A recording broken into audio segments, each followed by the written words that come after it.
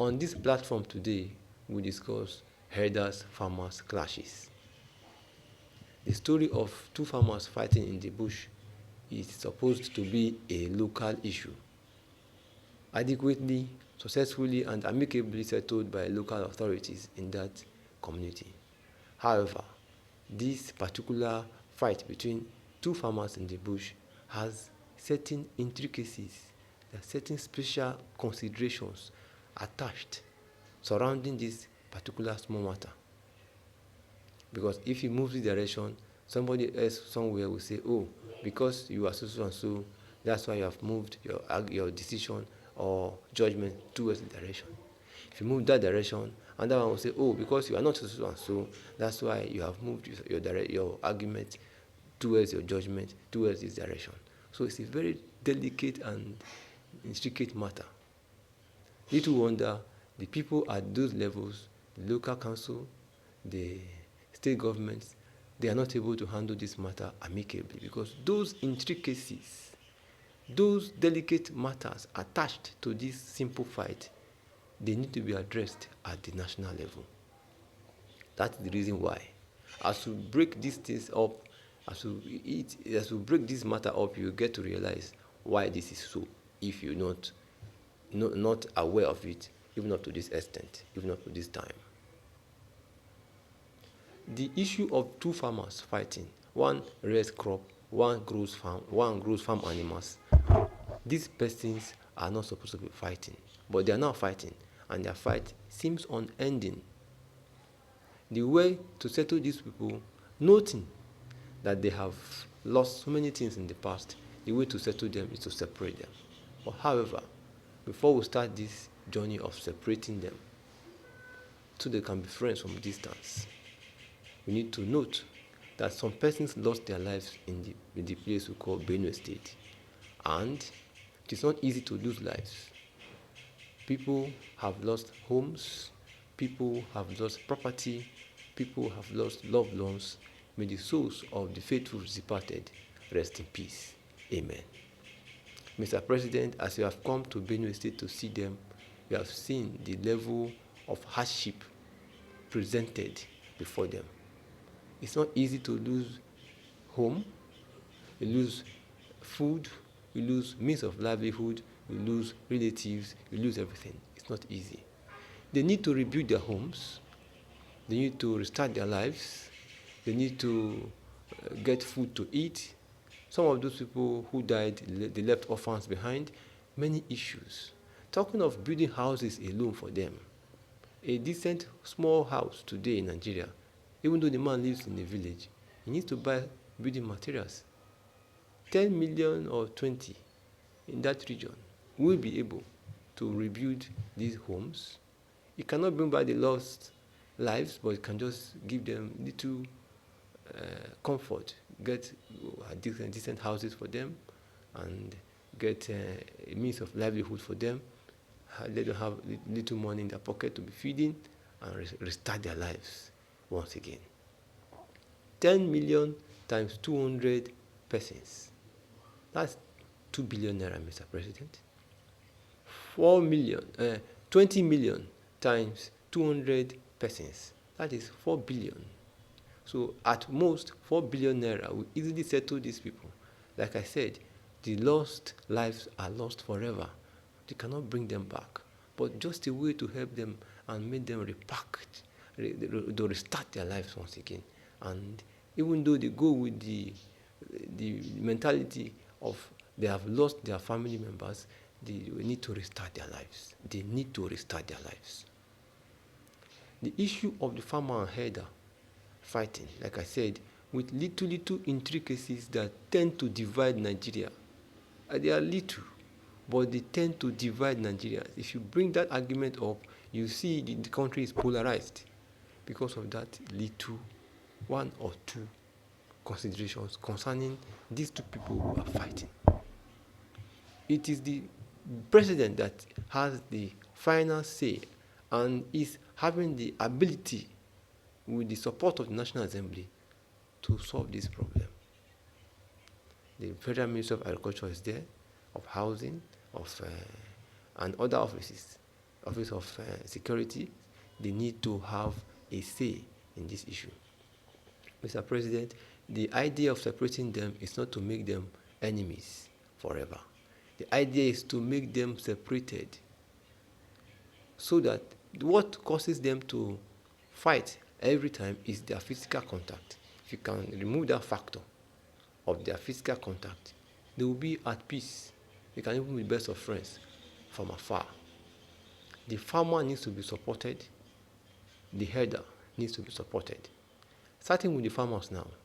In the past in Nigeria, we read about agricultural programs where farmers had support, robust support from the government. Give them facilities, give them mechanized farming tools they can rent cheaply, give them farm water, provide water for them in the farms so that they can do round the year farming, no longer this seasonal farming we do in Nigeria. Give them credit, give them loans, give them all forms of support, technical knowledge dispersed to them by way of agricultural extension officers who live among them in these villages. Give them good breeds, good species of crops to farm. Give them all forms of support, bank loans. You make sure that they have these things. These things are still in Nigeria somehow, but I bet you most of these farmers don't have 100% access to these loans, support that government gives. Make them have that support. That way you see that the food productivity in Nigeria will improve and food price will drop. I'm sure you will like that, Mr. President. For the food prices to drop further, perhaps a bag of rice can turn to 40,000 naira or even 30, so that people can feed very well. On the side of the herders, it is not easy to make a man who moves around to remain in one place. It is not easy. He has been adapted, his life has been accustomed to a style where he moves around. All of a sudden you say, no, Mr. A and B and C, you are no longer going to move around, we are going to confine you to a place. The man will say, what is it? Where do you want to keep me? You take him there, you say, this particular place, this is where we want you to stay. We do not want you to move around again. He will feel like a prisoner. If it happens to me, I'll feel the same. For you to make sure that this man does not feel like a prisoner, you have to go through people who he will understand. You are speaking English. He will not understand, even though he understands English, he will not understand you. Speak through his brothers who are educated like you. The Farmers Association, the Cattle Farmers Association, Cattle Rearers Association. Liaise with them. Have meetings with them. Talk with them. By the time you reach an agreement with them, whatever you agree with them, they will easily, in one meeting, 1 hour, they will easily discuss with their brothers, and those ones who understand them. Those ones who understand them more, faster than they understand you. Even though you can speak their language, they will not understand you. They want to hear it from their brothers, elders' brothers' mouth. That's how they want to understand it. So pass through that angle. Let the Cattle Rearers Association, the executives that are very, very well educated, talk with them. Have series of meetings with them. Find out what do you people need. Your brothers who move around in the bush, what do they need? You are trying to solve their problem, because solving their problem will help Nigeria. The farmer and the herder, they are very, very important to Nigeria. One gives us food that we eat. One garnishes the food with meat. So if you see yourself eating on a table, your dining table, look at the contributions of these two people glaring before you. One has given you food, the other one has given you meat. Don't you eat this food and meat every day? We do. So they contribute to our livelihood, they contribute to our happiness. Have you seen a happy man who just fed? He's happy, his face glows, his face shines because he has eaten. If he's at work, he was dull, maybe around 1 or 2 he was dull. He goes to eat, within 5 minutes, he comes back happy. You see him talking happily because he is refreshed. The refreshment he just got was contributed by the farmer and by the herder. These two persons are very important to us. In terms of GDP, the farmer is contributing very well. The herder is contributing as well, very well. So they are very important to us. They should not fight at all, because when 2 elephants fight, the grass suffers. We the people, we are the grass, we suffer. How do we suffer? The price of food will increase. price of meat will increase. I don't want it to increase. So I want you to make sure that these people live amicably, though separated, but in peace, and their businesses are thriving and they are doing very well. Coming back to the issue of cattle ranching, having discussed with the association in charge of these farmers, the cattle herders, you propose cattle ranch. Ask them, what do you need that will make you do well in this your cattle rearing business with this my new style of you being domiciled in one location? They will tell you, because discussions have been going on among them. We even other people who are not cattle rearers also hear what they discuss in the media when some of them speak in the media. They require security. Their biggest problem is cattle rustlers.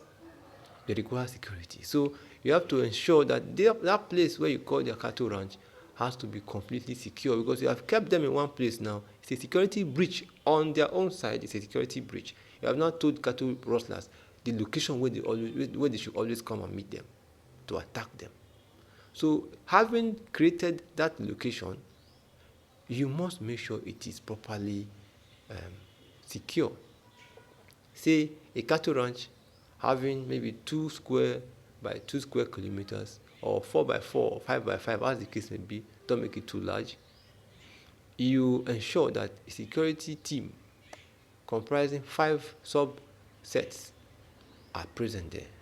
What I mean is, you have maybe 25 trained local police.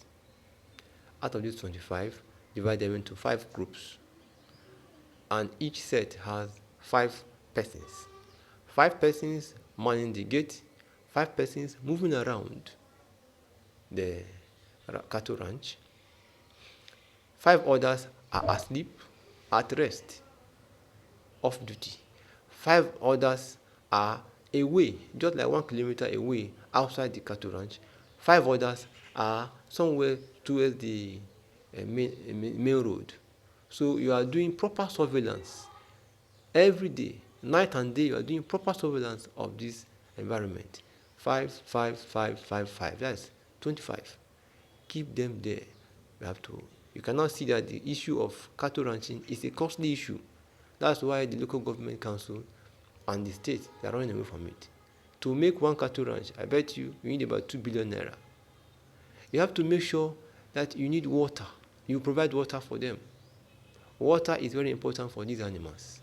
Their food also, majorly grass, fresh grass, the breed they eat. Make sure it's available in that locality, in that location. How do you ensure that? You create a borehole, good borehole, water project in that place, and you pipe it to every corner of that cattle ranch, so that from every corner of that cattle ranch, there's good watering of the ground, and the grass grows every day. It's not that they wake up and they say there's no grass. No, grass is growing every day. Every day there's grass, and you apportion it where they'll eat from today, where they'll eat next week, where they'll feed next month. Before they come back to where they fed last month, it's already regrown. You manage the grass for them, so they can have access to good, clean water, healthy for the animals, healthy for the rearers too, because they are human beings. They should drink water. As you provide this water, provide the security, provide the grass for them. Another thing about the security I failed to mention is that there should be a wall around this cattle ranch with good security fencing, high fencing, tough, with cameras. You can't push it down. Even if you come close, the camera will pick you as an intending criminal. Once you do that, you will see that everybody will be happy to stay in this new community you have provided for them, called the cattle ranch. In this cattle ranch, to avoid the issue of Mr. A saying that Mr. B has taken some of his cattle, you label them. If Mr. A is number 001, every cattle belonging to Mr. A, label it 001 on their body, clearly written, boldly written. You can see it from half a kilometer. If Mr. B is number 002, every cattle belonging to Mr. B, label it 002. So no arguments concerning whether my cow has followed your your cow. No. You can always separate them to avoid trouble, because it's a way you do this thing, it will be also leading to internal trouble for the cattle rearers. We have talked of security fencing. We have talked of providing security, everybody, local policing for the locality, for the location. We have talked of providing good water for the location. You keep a borehole there, and therefore there's constant provision of water, and there is constant regrowth, constant provision of grass. I've talked about that. These animals need to be healthy. If you bring unhealthy meat to the market, you are endangering the population at large. Because of that, you ensure that there is a veterinary medical post. This may be looking too big, but it is important. All over Africa, there's only one country that is allowed by Food and Drug Administration in USA to supply meat to the US community, the US people. That is Botswana. Because they have passed the test that FDA will impose on any country, any company that wants to provide meat to US. US, there are plenty now, and they have high purchasing power. They need meat. But can you provide healthy meat for them? When you come, they will test your meat. If it has this, if it has that, this, if it's clean, they will know. If it's not okay for them, if it doesn't meet their standard, they'll turn you back. Whether you have lost $1 billion bringing the meat to the US, it doesn't concern them. Go back to your country. We don't want to have our people dying because of disease. You are important. So health is a very critical aspect of life. When we say provide vet medical post in every location where you have cattle ranch, it's important. It's important. Even look internally here in Nigeria, you ship cattle from this particular location to maybe another state, and the cattle, they have disease. You go and spread the disease there. Who wants to die? Nobody. Who wants to spend his hard-earned income on taking care of diseases? Nobody. So you have to make sure that the cattle, they are healthy by providing vet medical posts in every cattle ranch you designate. You provide security for them, you fence it, you give them good policing, local police, you train them, you give them housing. Another thing I should remember, housing. They are human beings.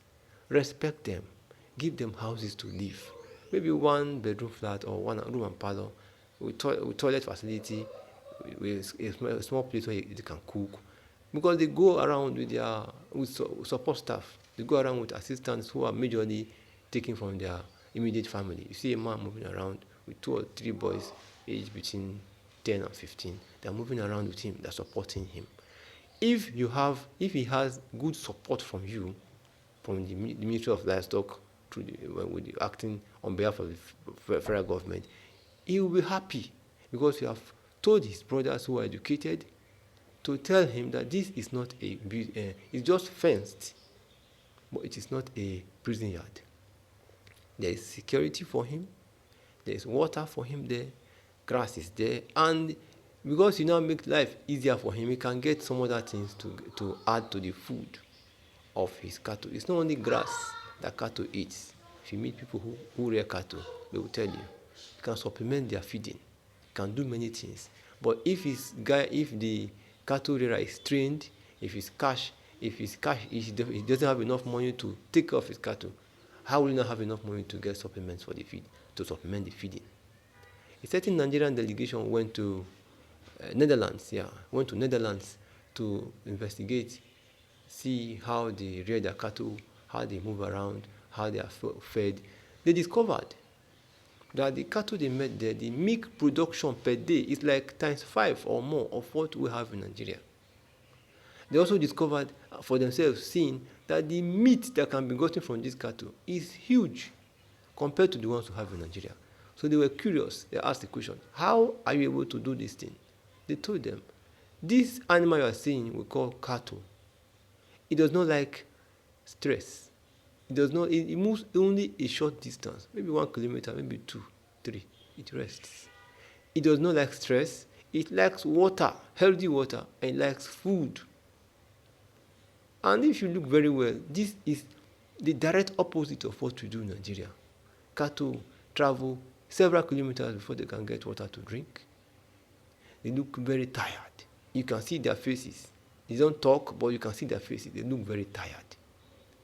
Our cattle, they trek a long distance. Some can trek up to 1,500 kilometers, some 2,000 kilometers. What is it? You are stressing the cattle and making him look so tired. That's the direct opposite of what the cattle should do. Cattle treks a little just to do exercise, physical exercise, 1 or 2 kilometers. He rests, he chews the cord, he eats, he drinks water, and is happy. That is how cattle should be reared. So by the time you provide all these things for them, you have ensured that they are fine. You have saved them from the issue of cattle rustling. You have saved them also because along the line you create good transportation for them. The man who you have taken 5 kilometers or 10 kilometers away from the highway, where will you not have access to tell a driver to come and carry him? You provide a good transportation system for him there. Maybe a truck, 1 or 2. So anytime they are moving, you just move the truck from the farm to the market, from the cattle ranch to the market, and they pay. So it's not what you say you cannot sustain. Each time they move, when they travel, you see them moving from one part of the country to the other. Don't they pay the drivers? Yeah. So when you provide, the Ministry of Livestock provides this truck for them, they will pay. The cattle you can calculate. Maybe you say per cow, I transport for you to this market. You pay me 1,000 naira. They will pay you, but just make sure that as they are going with the security too, covered, at least down to the place where they now feel secure, so that people will not hijack them on the way and take their cow. This cow is very important to them. Some of them have relayed stories whereby a whole family will lose their entire livelihood. They don't do other trades. They're not engaged in other businesses, other professional businesses. They are engaged in cattle rearing. That is their only form of livelihood. Imagine it very well. If your entire family has 100 cows in your business, and that's all you have, whether you want to buy food or buy clothes or build a new house, or your sister is getting married or your brother is getting married, whatever thing bill you need to fulfill, that same cattle business, that's where you get the money from. Maybe you sell 1 cow or 2 to do this thing. All of a sudden, one night, some people come, they surround you up and carry all the cow. And you being helpless because they have huge weapons around. If you make a mess of your situation there, they mess you up. Because of that, you see this man right before his eyes, 50, 100 years of investment gone within 1 hour. You think that man will not be angry with police? You think he will be happy with government? He will not. That one has driven some of them mad. That's driven some people into all forms of crime you cannot imagine. Say, because they did this thing to me too, I will make sure that I retaliate. Let me see that security officer that wants to stop me. Because you have made things difficult for them. So if you create this environment for them where they are happy, where they are provided for, where they are secure, where life is easy for them, even transporting their goods to the market, you are supporting them. That way, they will be happy. Remember that their former friend who they used to clash with in the bush, the farmer. When they meet him now, they will be eager to make friendship with him. The farmer too wants to buy cattle. He discovered that, oh boy, are you? Oh, we have fought before in the bush, but now I have to buy cattle. Reduce price for me now. No, I can't pay 1.2. Make it 800,000. You see, because you have met before, you always have a way of calming people down with the contact you have made before. That's why rich families take their children to big schools where they will meet from other rich families. They have a way of clicking up. They have a way of making sure that past relationship is extending to the future. People you have met before, you don't have to have hostility, trading hostility with them. You are supposed to use that contact you have had with that person before as an advantage, not as a disadvantage. If you say, I fought with you in the bush before, One now we no longer meet in the bush, we no longer fight. You've come again and remind me that, oh, you are the one I fought with 6 months ago in the bush, and I'm the one selling cow. Instead of 1 million, I'll sell 1.5 for you. Because you have now brought what they call renewed hostility. You have brought it back. So I'll renew it for you. And that happens for everybody. Peace is what Nigeria needs. Unity and peace. Faith in Nigeria. Progress. So we need this peace. Nigeria needs peace to thrive. As we do this thing, everything will be fine, Mr. President, and your government will record the success you want to record in this direction. There is intention, but intricacies in Nigeria have made these intentions look minimal and the outcome look sub-minimal even. So we want you to make sure that you ensure the peaceful separation of these people, support the farmer very well, support the herder very well, everything will look amicable. And that is the final amicable resolution to this problem we call herders-farmers clashes. Thank you, Mr. President.